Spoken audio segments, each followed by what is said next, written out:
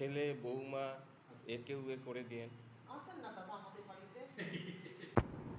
আপনি যখন কালকে এসেছিলেন তো আপনার হাতটা কতটা উঠেছিল একটুখানি দেখাবেন? এতটা উঠছিল। আমি কায়োপ্র্যাকটিক ট্রিটমেন্ট করার পরে এবার আপনার হাতটা একটুখানি তুলে দেখান তো, পুরো দুটো হাত তুলে দেখান তো, পুরো লেগে গেছে তো? আপনি হ্যাপি তো আজকে? অনেকটা হ্যাপি, ভেরি গুড। ওকে।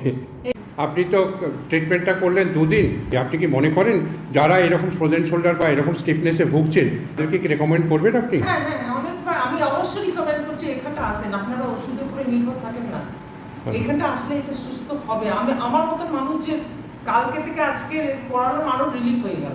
আচ্ছা, ঠিক আছে।